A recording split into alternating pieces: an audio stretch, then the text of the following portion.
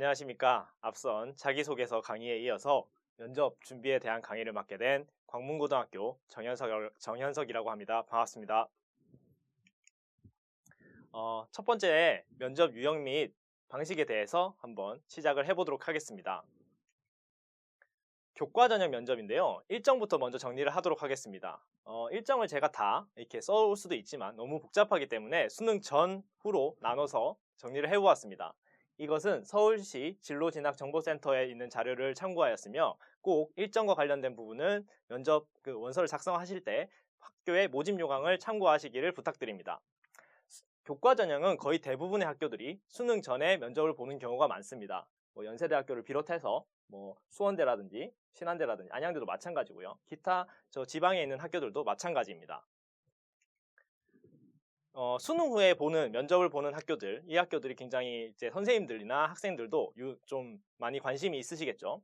수능 후에 보는 학교는 교과 전형에서는 그렇게 많지 않습니다. 가천대라든지 아니면 수원대, 그 다음에 교과 면접 전형을 보고 있는 모건대라든지 충남대, 공주대, 사범대 이런 학교들이 있습니다. 종합전형의 경우에는 수능 전후에 굉장히 면접이 많은데요. 특히 수능 전에 면접을 보는 학교들은 이런 학교들이 있습니다. 고려대학교 계열적 합평 같은 경우를 조금 유심히 보시면 좋을 것 같습니다. 뒤에도 나오는 부분과 연동된 부분이 있으니까요. 수능 후에 보는 학교입니다. 보통 종합전형 같은 경우에는 수능 후에 면접을 보는 경우가 훨씬 많습니다. 아까 수능 전에 고려대학교 계열적 합평이 있었죠. 그리고 수능 후에는 고려대학교 학업우수형이 있습니다. 이렇게 같은 학교임에도 불구하고 면접의 일정이 수능 전후로 나눠지는 케이스들이 있으니 꼭 유의해서 원서를 쓸 때 참고를 하시기 바랍니다. 자, 과학기술원, 그 다음에 경찰대 등 이런 특수한 학교들 같은 경우에는 면접이 좀 다양하게 있는데요. 카이스트랑 포스텍 같은 경우에는 수능 전에 면접을 봅니다. 그리고 경찰대도 마찬가지죠. 그리고 유니스트 같은 경우에는 면접이 없고요. 그 다음 지스트나 디지스트 같은 경우에는 이제 반대네요. 자, 카이스트나 포스텍 같은 경우에는 수능 이후에 면접을 보고요. 유니스트는 면접이 없고 지스트, 디지스트, 경찰대는 수능 이전에 면접을 봅니다. 이 부분도 충분히 참고할 필요성이 있을 것 같습니다. 작년에 코로나로 인해서 비대면 면접을 활용하는 학교들이 생겼습니다. 현장을 녹화하는 방식, 그 다음에 화상 면접을 하는 방식, 그 다음에 영상 업로드하는 방식, 이렇게 크게 세 가지 방식이 있습니다. 이 세 가지 방식을 활용하는 학과들이 있는데 이 학교들은 수능 전에 이 방식을 활용합니다. 현장 녹화와 화상 면접 같은 경우에는요. 아무래도 조금 실시간적인 성향이 있기 때문에 아무리 화상 면접이라고 하더라도 좀 이제 효과가 있을 것 같지만 사실 영상 업로드 방식 같은 경우에는 본인이 영상을 찍어서 업로드를 하는 형태이기 때문에 아무래도 실효성이 조금 떨어지지 않을까라는 생각이 있습니다. 이 학교들은 수능 전에 보는 학교고요. 자, 연세대 활동우수형이나 건국대 자추 같은 경우에 그 다음에 고려대 학교 추천 같은 경우에는 수능 이후에 이런 비대면 면접을 활용합니다. 여기도 마찬가지로 영상 업로드 방식인 고려대 학교장 추천과 학업 우수형 같은 경우에는 아무래도 본인이 찍어서 하는 형태이기 때문에 조금의 실효성은 떨어지지 않을까라는 생각을 하고 있습니다.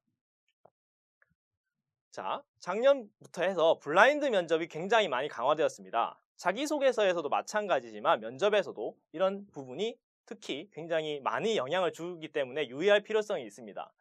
부모, 그 다음 친인척의 직업, 직장면, 직위, 그 다음에 이런 학교랑 관련된 부분, 이런 개인적인 부분들을 얘기하거나 물어봐서는 안 되죠. 대학교들이 교과 지식에 관한 질문을 하는 경우에도 모든 지원자에게 동일한 개념을 질문이 불가합니다. 이유는 유출의 위험 때문이라고 하고 있고요. 그 다음에 서류에 기재된 활동이나 내용과 관련된 개념은 괜찮습니다. 학생이 혹시 면접을 하다가 이런 부분에서 언급을 하게 됐을 때 1차적으로는 대학교에서 경고를 주게 됩니다. 하지만 2차, 한 번 더 경고를 줬음에도 불구하고 이런 얘기를 또 하게 되면 인성 및 사회성에서는 최하점을 부여받게 됩니다. 그러면 아무래도 합격을 하기는 쉽지 않을 것이라고 생각됩니다. 자, 그리고 면접 형태 자체에서는 면접 진행 요원에 따라서 진행을 하면 되고요.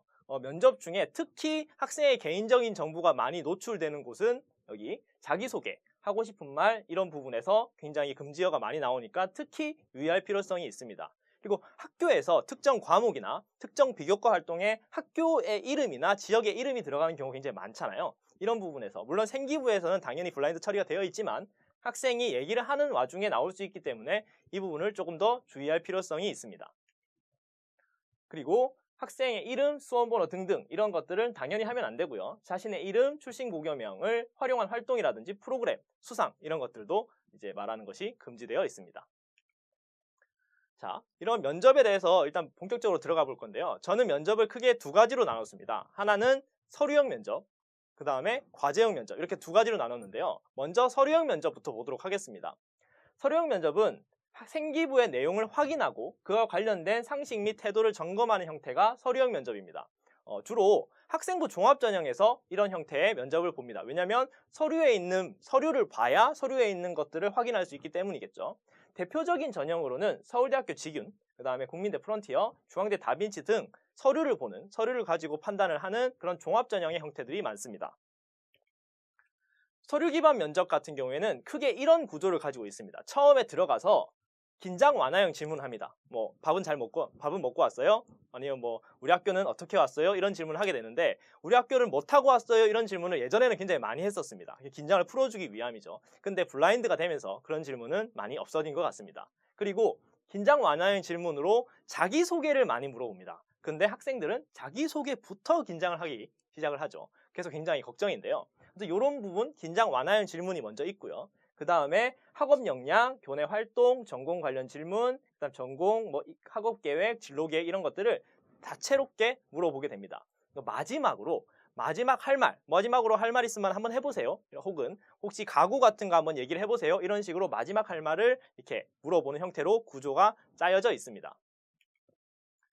과제형 면접 같은 경우에는 저는 과제형 면접을 제시문형 면접이라고 표현을 하시는 분도 있는데 제가 과제형 면접이라고 통칭을 한 이유는 제시문을 주는 그런 제시문형 면접도 마찬가지고요. 그 다음에 교과 전형 면접에서 그냥 생기부가 없는 상태에서 생기부에 대한 이해도가 없는 상태에서 학생의 상식이나 아니면 그 학과에 대한 지식을 물어보는 질문도 함께 묶어서 과제형 면접으로 표현을 했습니다. 고교 수준의 국가 지식을 제시문 등을 이용해서 점검하는 형태고요. 보통 이제 카이스트 같은 그런 과학기술원, 교대, 그 다음에 교과 전형 면접에서 이런 면접의 형태를 사용합니다. 대표적인 것은 이제 연세대학교, 요번에 새로 생긴 연세대학교 추천형 학추, 그 다음에 서울대학교 일반 전형이 가장 대표적인 형태입니다. 그리고 서울대학교 일반 전형에서 의대 면접이죠. MMI 면접, 멀티플 미니 인터뷰, 맞죠? 이런 면접, 이 면접이 가장 대표적인 일반적인 면접이라고 볼 수 있습니다. 이런 과제형 면접요. 이런 방이 있고요. 방에 들어가서 특정한 주제에 대해서 답을 하고 나오고 하는 과제형 면접으로 굉장히 악명 높은 면접이라고 볼 수 있겠습니다. 자, 면접 문항에 대해서 한번 보도록 하겠습니다. 어떤 면접 문항이 많이 나오는지 이 부분은 우리 경기도 교육청에서 만드는 면접 후기 사례집을 통해서 만들었습니다. 자, 제가 이 자료를 굉장히 특이하게 봤는데요. 이 어떤 모 대학교에서 면접 및 구술고사를 연구한 교수님이 계시더라고요. 그래서 이 부분을 한번 참고를 해봤습니다. 면접 구술고사를 한 200문제, 한 300문제 정도를 가지고 어디에서 많이 나왔는지를 체크를 해주셨더라고요. 근데 보니까 보통 학업 역량과 관련된 부분에서 가장 많이 물어보는 것으로 나타났습니다. 물론 태도나 이런 부분도 있지만 학업 역량을 확인하고 학업 역량을 평가하는 형태가 가장 많았습니다.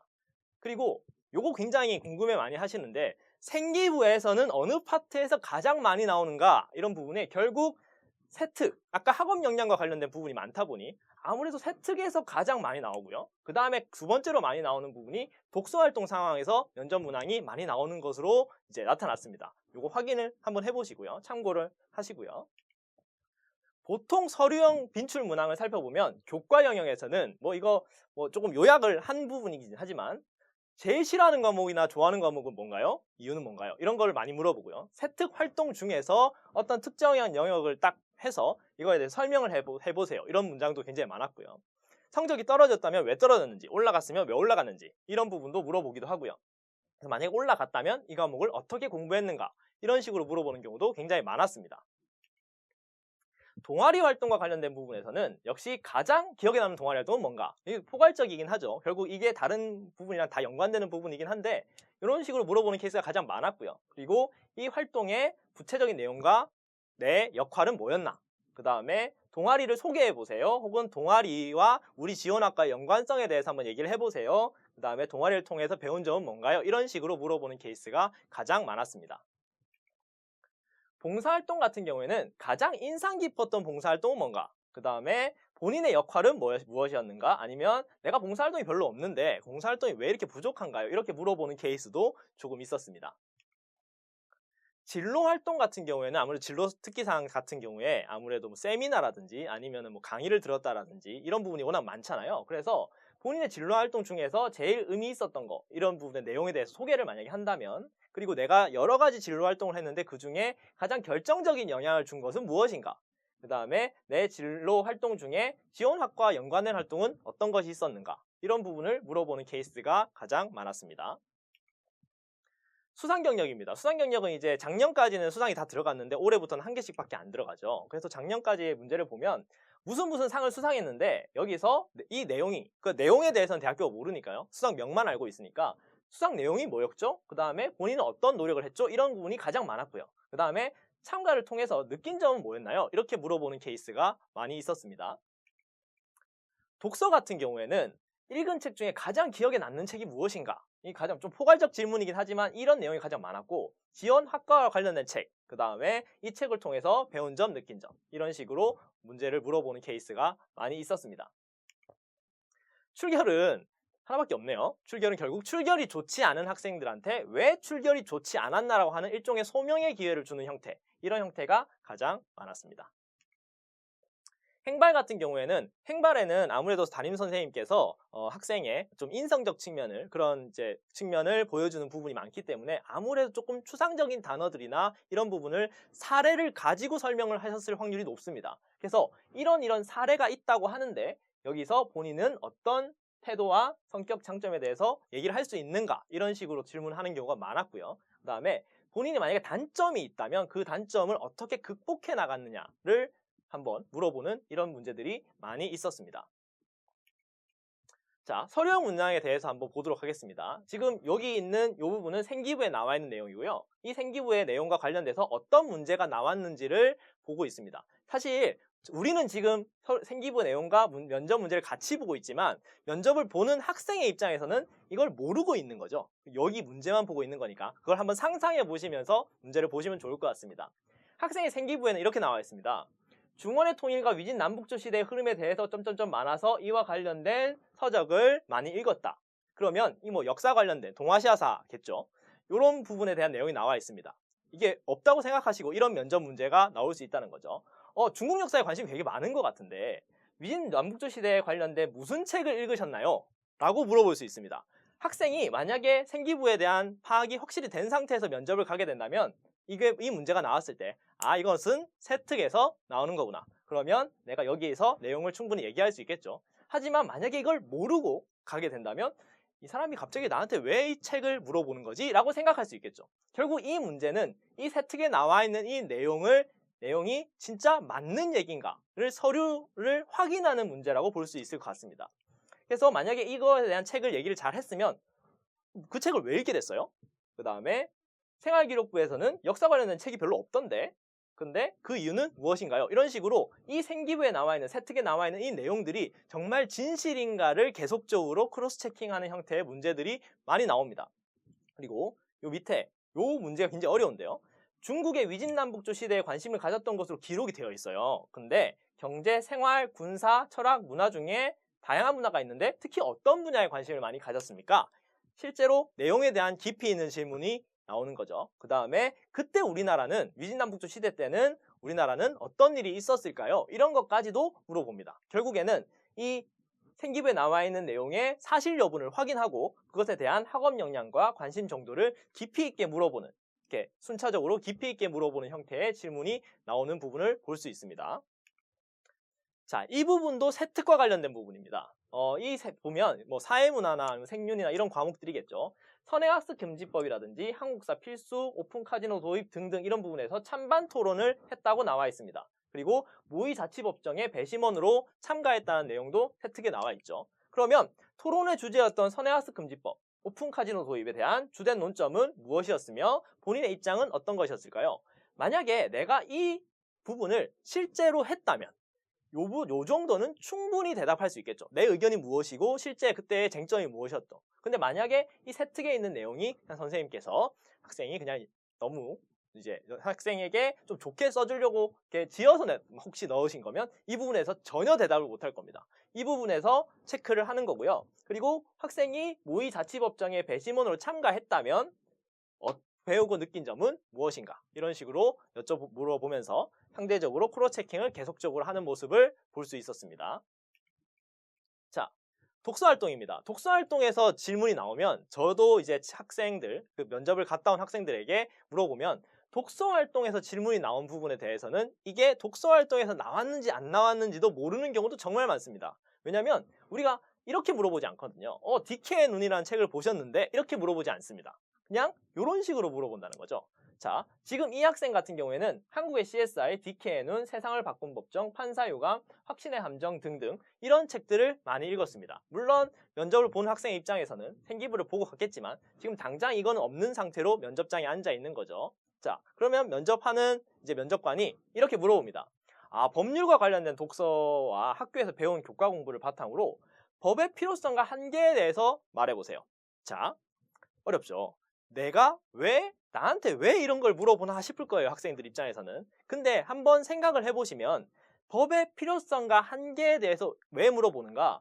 이 책들이 다 법의 한계, 법의 필요성, 한계, 그걸 통해서 어떻게 우리가 법에 대해서 생각해야 되는지를 얘기하는 책들입니다. 만약 학생들이 이런 책을 읽었다면, 학생이 이런 책을 읽기라도 했다면 이 부분에 대해서 본인의 생각이 조금이라도 있을 거라는 확신하에 이것을 물어보는 거죠.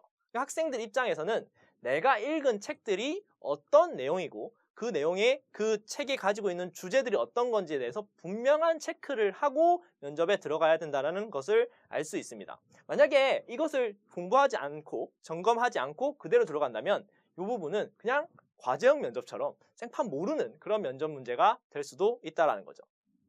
그리고 법의 한계를 극복하려면 어떤 노력이 필요한지 말해보세요. 마찬가지죠. 이 내용들도 대부분 법이라고 하는 부분에 대한 한계, 그것을 우리가 어떻게 사회적으로 극복해 나가야 되느냐, 이런 부분에 대해서 나와 있는 책들이니 이런 내용의 문제가 당연히 나올 수 있다고 생각을 합니다.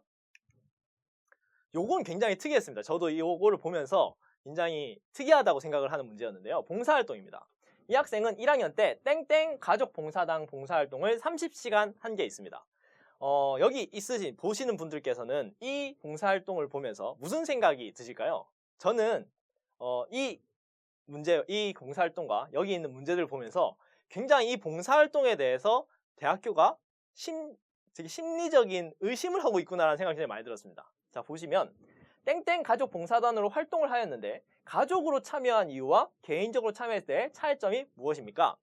이 문제에서 저는 대학교가 어떤 생각을 가지고 있느냐를 한번 생각을 해보면 과연 이 학생이 이 가족봉사단이라고 하면 엄마랑 같이 갔을 확률이 좀 있잖아요. 과연 학생이 스스로 참여했을까? 아니면 엄마가 가자고 해서 갔을까? 이 부분에 대해서 한번 생각을 해볼 수 있을 것 같아요. 혹시나 그러진 않았겠지만 엄마만 가진 않았을까? 이런 것에 대한 의심을 할 수 있겠죠. 만약에 같이 끌려갔다 하더라도 같이 갔다면 가족으로 참여했을 때 여러분 한번 생각을 해보세요. 엄마랑 같이 봉사활동 간다고 생각을 해보세요. 과연 애로사항이 없을까요? 저는 무조건 있을 거라고 생각을 합니다. 그래서 이 어려운 점은 무엇이었을까요? 이런 것들을 질문을 하게 됩니다. 두 번째로 2학년 때는 가족 봉사활동이 저조했는데 그 이유는 무엇입니까? 이거 왜 물어볼까요? 저는 이렇게 생각합니다. 얘는 1학년 때는 가족 봉사단이 30시간이나 있습니다. 근데 2학년 때는 가족 봉사단이 없어요. 저조했어요. 그러면 이 이유는 무엇일까요? 물어보는 건 아직도 의심을 하고 있다고 생각을 해요. 엄마가 2학년 때 혹시 바빴나? 이렇게 생각할 수 있다는 거죠. 그래서 이것도 물어보고요. 그다음에 봉사활동의 많은 부분이 가족 봉사활동으로 이루어져 있어요. 그러면 가족 봉사를 하게 된 시점은 언제고 계기는 무엇인가? 결국 계속적으로 너가 정말 자발적으로 가족 봉사활동 관계 맞니? 이런 식으로 의심을 계속하고 있다라고 생각을 합니다.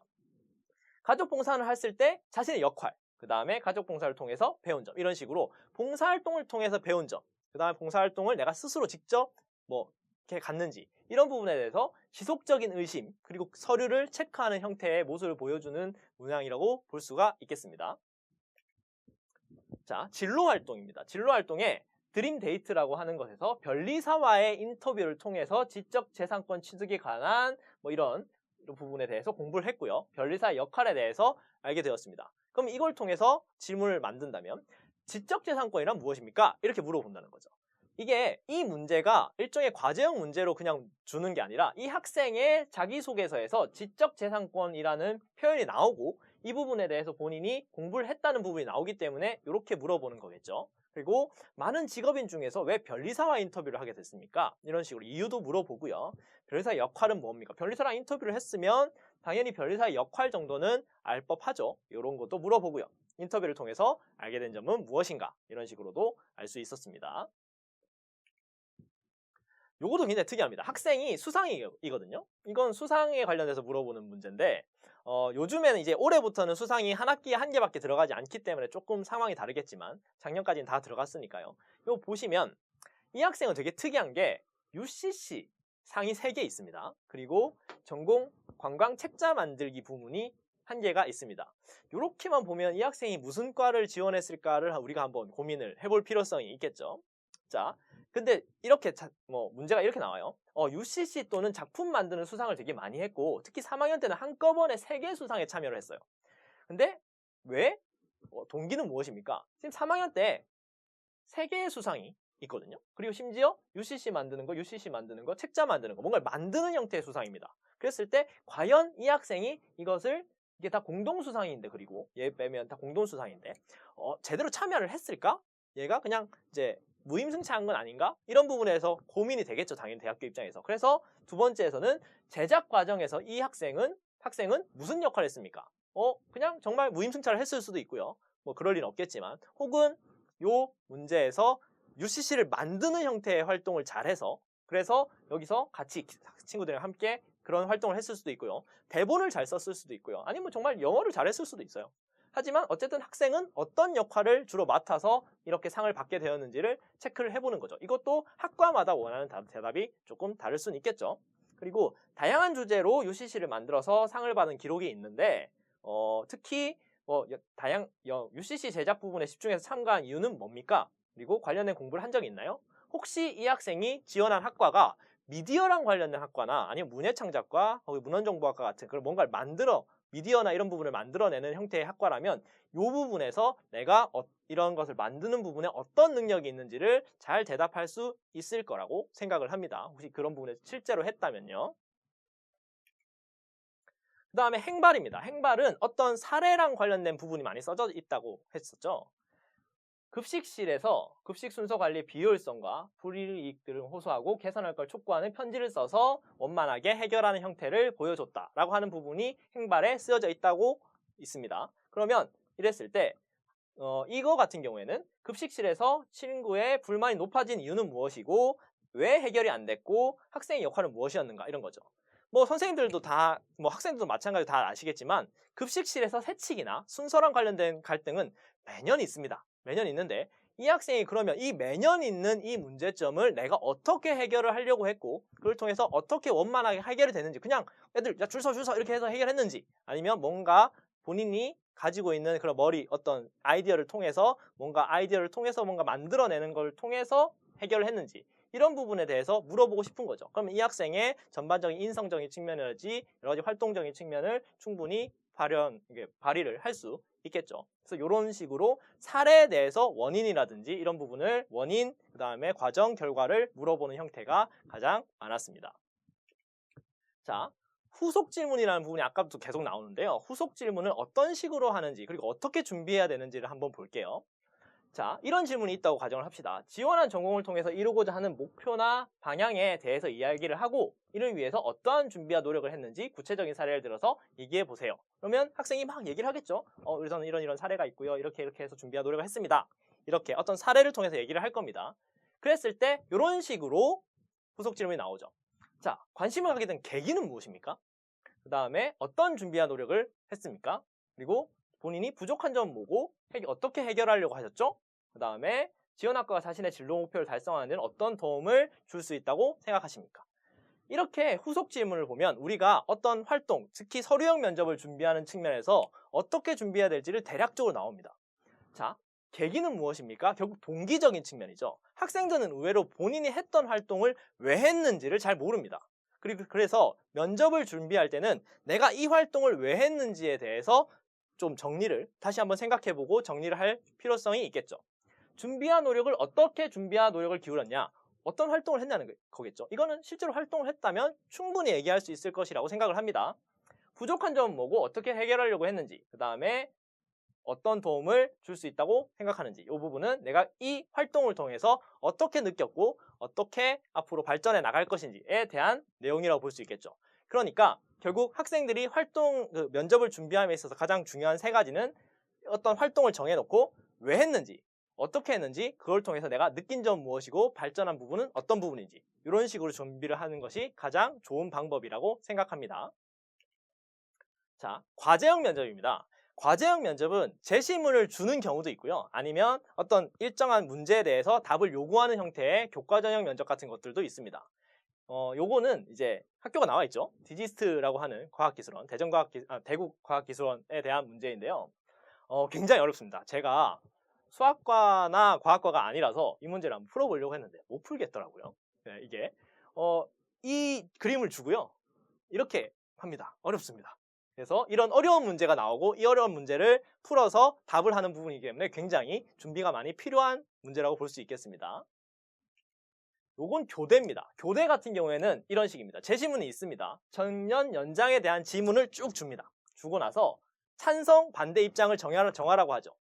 그러면 찬성, 당연히 이게 보이시죠? 찬성 얘기하면 반대 추가 질문 할 거고요. 그 다음에 반대로 얘기하면 찬성에 관련된 추가 질문을 할 겁니다.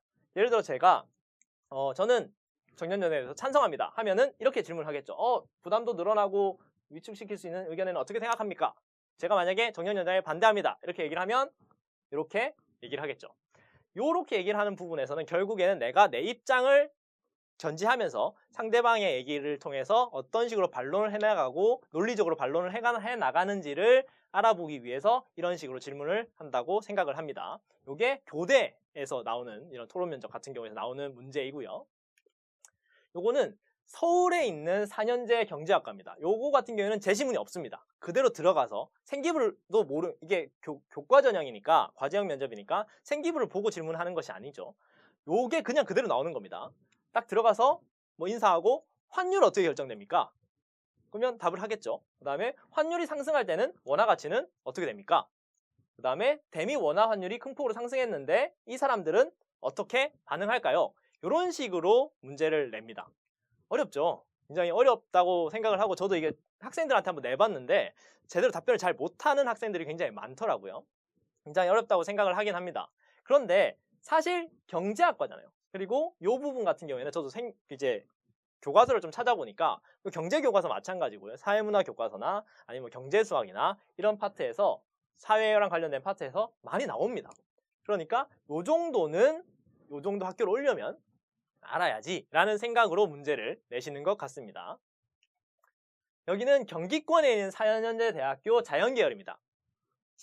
GMO에 대한 소비가 진행되고 있습니다. 근데 GMO에 대한 찬성 반대 입장을 정하고 이유를 말해보세요. 혹시 본인이 GMO 연구자라면 GMO를 개발하는 곳이 우리 삶에 어떻게 도움이 될 수 있을지 말해보세요. 자, 요 정도는 할만하죠. 사실 우리가 요거는 GMO랑 관련된 부분은 얘기를 많이 하고 있고 실제로, 그리고 학생들도 요 정도는 교과서나 이런 토론이나 이런 부분에서 굉장히 많이 나오잖아요. 그래서 요 정도는 할만할 것 같습니다. 그래서 요 교과서 우리가 수업 시간에 하는 내용만 충분히 따라가도 아까 경제학과도 마찬가지고 요 생명과학과도 충분히 할 수 있을 것이라고 생각을 합니다. 요거는 이제 지방 4년제 대학교의 경찰인정학과입니다. 문제가 우리 과에서 뭐 배우고 싶어요? 법조인이 하는 일에 대해서 간단하게 한번 설명을 해볼까요? 최근 사회적 이슈들 중에서 기억나는 거 한번 얘기해보세요. 길 가다가 이렇게 나와 보호 조치를 하지 않는 사람을 반드시 처벌해야 할까요? 요거 뭔지 아시죠? 요거 착한 사마리아인법이죠. 요 정도 내용은 교과서에도 충분히 나오고 요 정도 내용도 충분히 얘기할 수 있을 거라고 생각해요. 아까 제가 과학기술원부터 교대, 그 다음에 서울권에 있는 4년제 경제학과, 4년제 경기권 자연계열, 그 다음에 지방 4년제 경찰인정까지 약간 선호도가 떨어지는 형태로 쭉쭉쭉 보여드렸는데요. 과제형 면접은 실제로 정답을 대답하는 비율이 생각보다 높지 않습니다. 그러다 보니 아무래도 학교가 선호도가 조금씩 떨어질 때마다 면접 문제가 확실히 쉬워지는 부분을 쉬워지는 부분을 충분히 볼 수 있었어요. 그러니까 이 부분에 대해서 학교의 그 전 문제, 선행학습 영향평가 보고서라든지 이런 문제를 보면서 어떤 정도의 수준, 교과서에서 어느 정도의 수준의 문제가 나오는지를 한번 체크를 해보시는 것이 좋을 것이라고 생각을 합니다. 요거는 이제 고려대학교 예전에, 지금은 고려대학교 학교장 추천 학초 전형이 이제 종합 전형에서 이제 교과 전형으로 바뀌었는데요. 그 전에 있던 이제 과제형 토론 면접입니다. 이거 보시면 이런 내용이 나와 있고 이렇게 주고 이 부분에서 A, E 지원자, 여기 있는 A, E 지원자죠. 내가 조를 만드는 거예요. 근데 A, E 지원자 중에 팀원 두 명을 선택하세요. 그리고 더 좋은 결과를 얻기 위해서 추가로 영입할 팀원을 결정하세요. 그래서 팀장을 정할 건데 어떤 팀장을 정할지를 결정하세요. 이런 식으로 되게 어려운 토론 면접이 나옵니다. 사실 근데 이것은 정답은 없죠. 정답은 없습니다. 대신에 그 학생의 가치관, 여기서 어떤 부분을 중요하게 생각하느냐, 그리고 그 부분에 대해서 어떻게 본인이 얘기를 할 수 있느냐를 보고 싶어 한다라고 생각을 합니다. 그래서 이런 문제는 특히 연습을 안 하고 가면 굉장히 많이 당황하겠죠. 그래서 이런 부분에 대해서도 토론형 면접은 꼭 고려대학교는 없어졌지만 다른 학교들은 이런 과제형 토론 면접이 아직 남아있는 학교들이 있기 때문에 꼭 한번 연습을 해보고 가는 것이 중요하다고 생각을 합니다. 자, 그러면 면접 준비는 어떻게 해야 되는지에 대해서 한번 보도록 하겠습니다. 자, 저는 면접 준비를 하기 전에 학생들한테 논리적으로 얘기하는 부분에 대해서 굉장히 강조를 많이 합니다. 학생들이 이렇게 앉아서 논리적으로 얘기할 수 있는 일이 생각보다 많지 않잖아요. 그래서 면접이 얼마 안 남으면 특히 어떤 구조에 따라서 논리적으로 대답을 하는 이런 부분을 굉장히 많이 강조하고 연습을 시키는데요. 크게 두 가지가 있습니다. 첫 번째로 내가 한 행동에 대해서 물어볼 때, 내가 한 활동이나 행동에 대해서 물어볼 때는 그냥 이렇게 막 얘기하지 말고 이 STAR이라고 하는 구조대로 대답을 하라고 얘기를 합니다. 제가 한번 대답을 해볼게요. 제가 실제로 수업 시간에 했던 거거든요. 면접 수업 시간에 너네 아무거나 문제 줘봐. 내가 아무거나 대답해줄게. 대신 내가 한 행동에 대해서 한번 물어봐봐. 했는데 어떤 학생이 선생님 저번 설에 뭐 하셨어요? 이렇게 물어보더라고요. 그래서 제가 그거를 STAR로 답변한 겁니다. S, 시츄에이션이죠. 상황입니다. 저 설 연휴 전에 코로나의 재확산으로 인해서 많은 언론에서 고향에 내려가는 것이 위험하다는 뉴스를 접했습니다. 상황이죠. 태스크, 목적입니다. 가족이 한 번에 모일 수 있는 명절을 그냥 지나치기는 어려워서 다른 방법을 고민해야만 했었습니다. A는 그걸 통해서의 내 활동이죠. 이를 위해서 화상회의 시스템을 통해 할머니, 할아버지 등 친척들을 모시고 온라인으로 차례를 지냈습니다. 자, R은 결론입니다. 이 활동에 대한 결론이죠. 이를 통해서 멀리 떨어진 가족에 대한 그리움과 정을 느꼈고 빨리 코로나가 종식되면 찾아가서 집밥을 먹고 싶다고 생각하였습니다. 이런 식으로 논리성이 있게 기승전결을 가지고 대답을 하면 여러분 학생들이 본인이 한 활동에 대해서 충분히 잘 대답을 할 수 있다고 생각을 합니다. 이렇게 계속적으로 대답을 하는 연습을 할 필요성이 있을 것 같습니다. 이것은 내가 한 행동을 물어보는 거고요. 두 번째로는 나의 생각이나 의견을 물어볼 때는 어떻게 대답하면 좋은가? 요거는 PREP라고 하는 요 부분을 활용하면 좋습니다. 요것도 제가 학생들한테 물어봤어요. 너네 아무거나 내 의견을 물어보는 거 아무거나 대답을 해봐봐. 문제 줘봐봐. 내가 대답해줄게. 그러니까 물론 학생들은 이렇게 물어봤죠. 선생님 개가 좋아요? 고양이가 좋아요? 이렇게 물어봤어요. 하지만 제가 문제를 조금 바꿔서 개랑 고양이 중에 어떤 동물이 더 반려동물에 적합하다고 생각하십니까? 이렇게 만약에 물어봤다면 어떻게 대답할지를 한번 보여드리겠습니다. 첫 번째 P는 포인트입니다. 주장을 먼저 합니다. 저는 고양이가 더 반려동물에 적합하다고 생각합니다. R은 이유입니다. 리즌이죠. 왜냐하면 요즘 같은 1인 가구 시대에 고양이는 독립적인 개체로서 성장하는 특성이 있어서 관리가 편리합니다. E는 이그젠플입니다. 예시죠. 예를 들어 고양이는 용변을 스스로 가릴 줄 알며 자신의 공간 안에서만 행동하므로 산책이 필요가 없습니다. P는 다시 한번 주장을 반복합니다. 따라서 저는 고양이가 반려동물로 더욱 적합하다고 생각합니다. 이런 식으로 해서 내 의견을 잘 전달할 수 있는 구조를 만들어서 대답을 하면 면접을 듣는 사람 입장에서도 금방 들으니까요. 그러니까 훨씬 더 쏙쏙 귀에 들어오고 이 학생이 어떤 의견을 가지고 있고 그 이유는 무엇이고 이런 식으로 논리적으로 대답을 하는구나 라고 하는 인식을 느낄 수 있다고 생각합니다. 학생들이 잘 해놓고 대답을 논리적으로 못하는 케이스가 워낙 많아서 이 부분에 대해서 좀 강조를 드리고 넘어가겠습니다.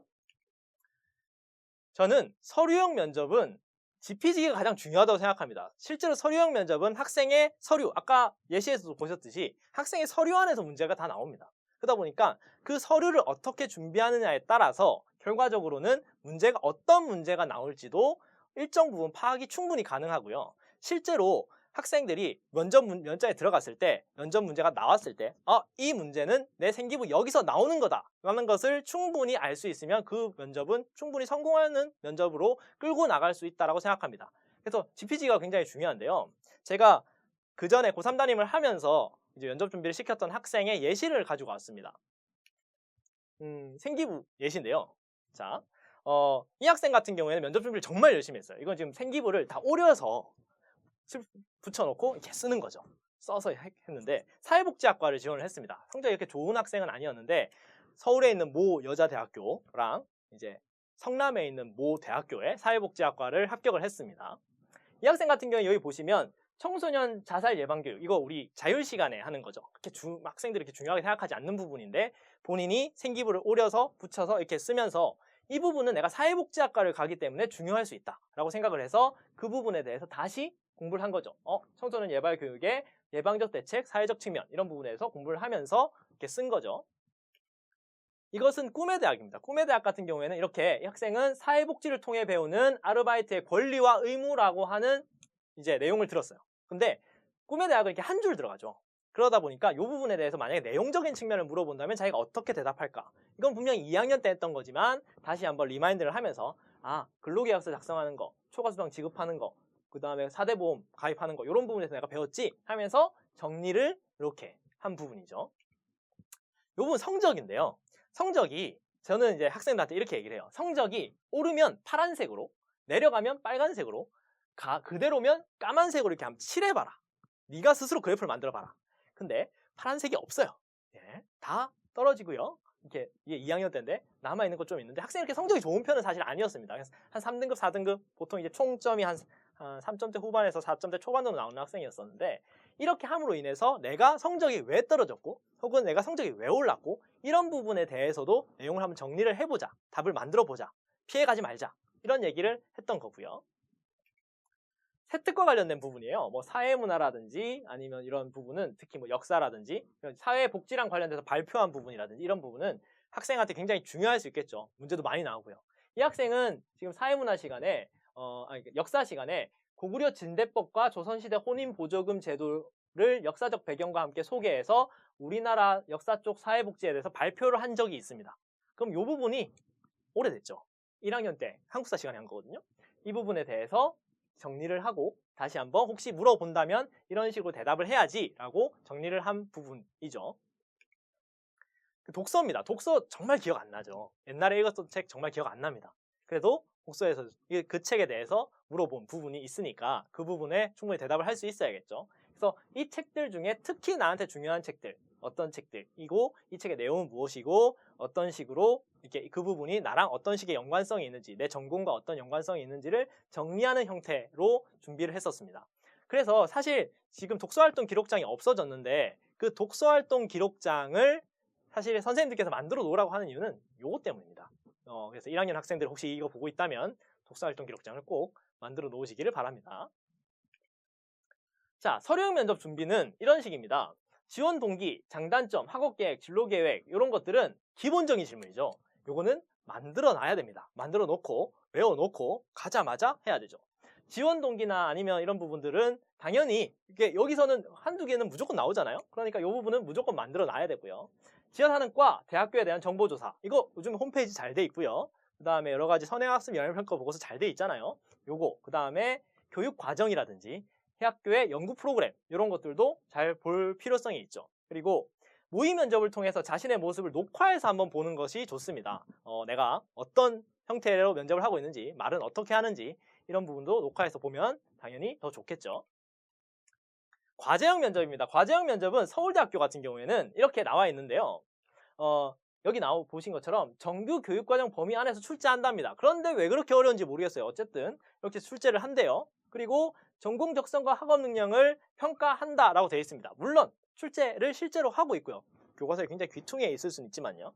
교육과정 안에서 충분히 출제를 하고 있고 이 부분에서 교과서 귀퉁이에 있는, 특히 물화생지 귀퉁이에 있는 그 부분들을 잘 활용하시는 것이 좋을 것이라고 생각을 합니다. 자, 과제형 면접을 준비하는 방법은 첫 번째로 작년 문제를 봐야죠. 선행학습 영향평가 보고서를 참고할 필요성이 있습니다. 그리고 제가 학교에서 하는 여러 활동 중에서 과제형 면접과 가장 좀 유사하다고 생각되는 부분은 과제형 토론대입니다. 어떤 AI랑 관련된 책을 읽고 그것을 토론하는 그런 대회 같은 거 있잖아요. 그것과 가장 유사하다고 생각을 합니다. 이런 부분을 활용하면 좋을 것 같고요. 그 다음에 최근 전공과 관련된 시사 문제에 대해서 관심을 좀 가지는 것, 기사를 활용하는 방법. 그래서 3학년 학생들 같은 경우에는 아침에 3분 기사 읽기 이런 것들도 해보는 것도 좋고요. 그 다음에 자신의 의견도 그냥 읽는 것뿐만 아니라 그걸 통해서 내 찬반 의견도 정리를 생각을 한번 해보는 거가 좋고요. 그 다음에 평소에 책을 많이 읽었어야 되는데요. 이건 늦었죠. 예, 혹시 1, 2학년 학생들 보고 있다면 평소에 책을 많이 읽으시길 바랍니다. 자, 면접 관련 팁을 좀 드리겠습니다. 이게 마무리를 할 건데요. 일단은 사정관님들께서 한 번씩 얘기를 하면 학생들이 생각보다 요점과 관련된 부분에 대답을 못하고 굉장히 이제 돌거나 아니면 굉장히 논리에 어긋나는 그런 대답들을 많이 한대요. 긴장이 되니까 그렇겠죠.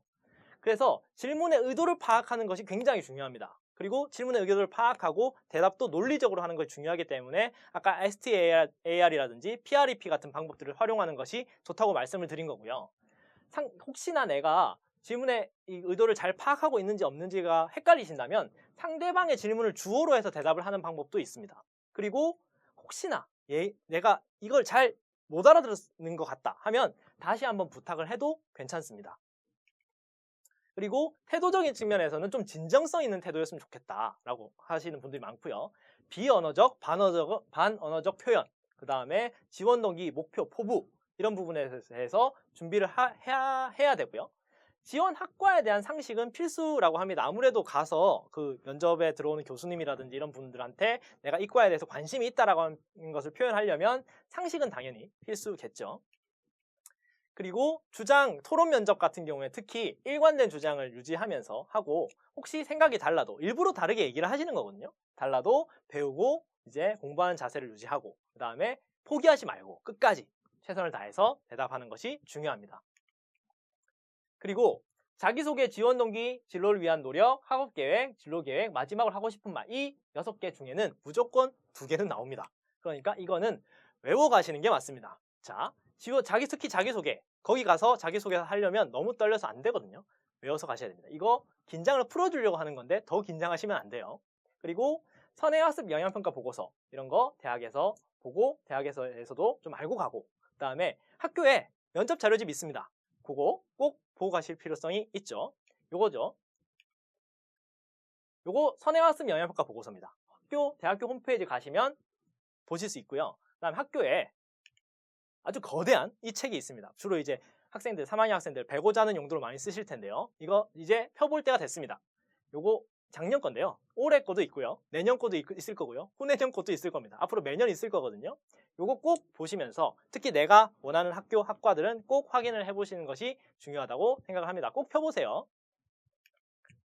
자, 마무리를 하겠습니다. 자, 면접은 정말 하면 할수록 늡니다. 저희도 느껴져요. 애들이 느는 것이. 그런데 학생들끼리는 조금 위험합니다.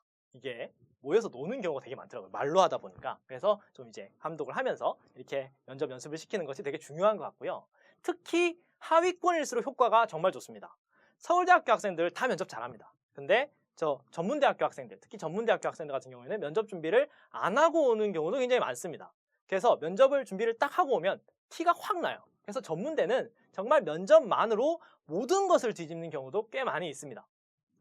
귀찮아도 들어오는 것부터 나가는 것까지 한 번에 다 해보는 게 좋습니다. 중간에 막 꼬이고 해도 그냥 다 처음부터 끝까지 다 해보고 하는 것이 훨씬 좋습니다. 학생들 같은 경우에 하다 보면 연습이다 보니까 망칠 것 같으니까 다시 할래요 이런 학생 많거든요. 그래도 무시하시고 처음부터 나가는 것까지 해보는 게 훨씬 좋고요. 녹화를 해보면 학생들의 상태 파악이 훨씬 좋습니다. 그래서 본인이 직접 녹화를 한다든지 아니면 선생님이랑 같이 녹화를 한다든지 이런 식으로 해서 다시 돌려보고 고치고 하면 훨씬 더 좋을 것 같습니다. 자, 이렇게 긴 시간 동안 이렇게 면접 관련된 강의를 했는데요. 면접이라고 하는 것은 입시에서 가장 마지막 부분이라고 생각을 합니다. 여러분 열심히 준비를 하셨으니까 면접 잘 보시고 꼭 본인이 가고 싶어하는 학교 잘 지원을 하셔서 합격하시기를 바랍니다. 감사합니다.